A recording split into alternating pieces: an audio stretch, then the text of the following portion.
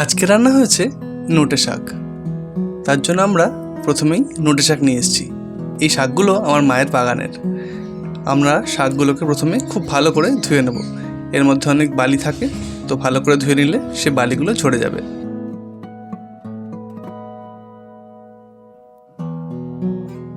ধোয়ার পরে এগুলোকে সুন্দর করে কেটে নিতে হবে।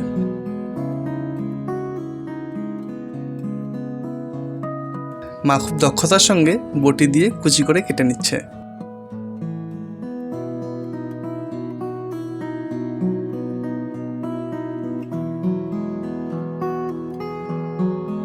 এই গরমকালে শাকটা কিন্তু ভালোই লাগে।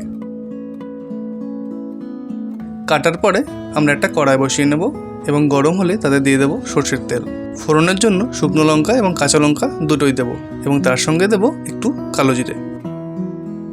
একটু নাড়াচাড়া করে আমরা কাটা শাকগুলো দিয়ে দেব।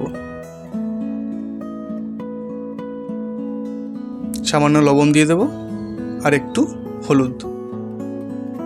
এবার শাকগুলোকে ভালো করে নেড়েচেড়ে নিতে হবে। নিচে থেকে জল বেরিয়ে আসবে আর এটাকে একটু ঢেকে রান্না করতে হবে, তাহলে শাকগুলো একদম সফট হয়ে যাবে।